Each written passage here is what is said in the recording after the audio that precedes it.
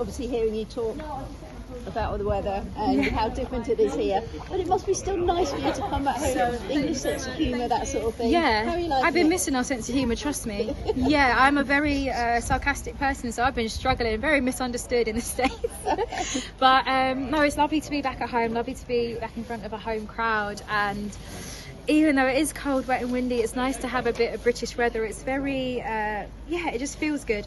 Happy to be home, and I'm really, today's performance for me was really good, so I'm in a good place, yeah. I'm sorry, did you just say it was nice to be back in a British weather? You know what it is? Simply because in Texas right now it's like 35, 38 degrees, and then we're out here just training. So yeah, you know what? For one, even though it's cold, for one day, it's nice not to be like, I'm gonna pass out. So yeah, yeah. You were in Paris earlier in the year for the Nike fashion event. Talk to us about that, and yeah, your custom outfit as well. The Martin Rose shoes, loved it. Thank you so much. I had a lot of fun. Yeah, I love doing kind of a bit more left-wing stuff with Nike. It's fun to see athletes in other contexts, and I had a great time in Paris. Got to catch up with a lot of friends, saw Shelley, spent time with lots of friends that I made within the Nike ecosystem over the years, and yeah, it was great fun. I hadn't been in Europe. At that point, I think I'd been in America for 4 months in a row without being to Europe, so it was nice to go there and just have, like, you know, a croissant that's actually really nice and buttery.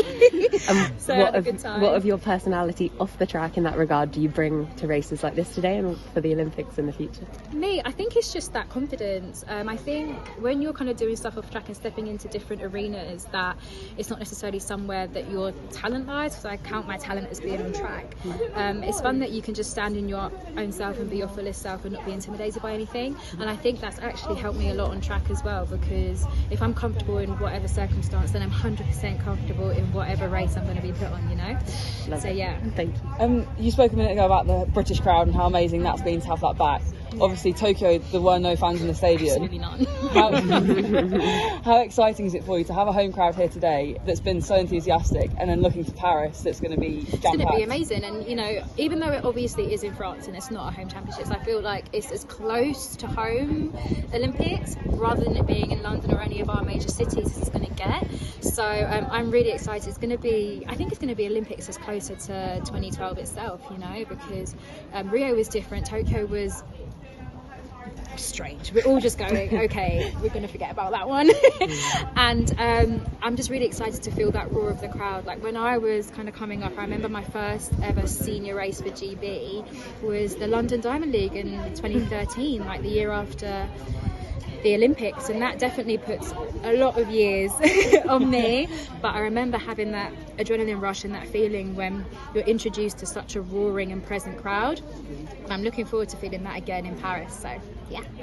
And Dina, that move to the US, what's it like to work under Edrick and kind of that ecosystem there? Yeah, it's fun. He's a great technician and a very intelligent and very precise coach. So I'm just having a lot of fun doing a lot of new things and learning a lot. And you know, when you're coming into your third Olympic Games and you're on world champs, I don't know, number 5, 6, somewhere around there, it's incredible that I'm still learning and having fun trying new things in this sport. And I think that not only makes Paris really exciting, but the journey towards LA and just seeing what the next few years hold to me, I think that's going to be great fun as well. And I'm going to ask as well, you know, Phoebe just having kind of won that as well, you've been through, you know, kind of when you kind of had your first Olympic Games, what's your advice to kind of younger athletes who will be in the team?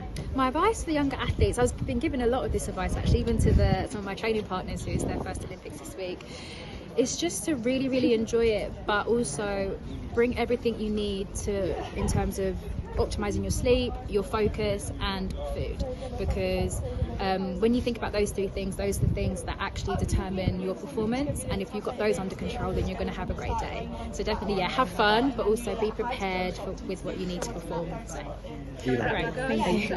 Yeah, just love it.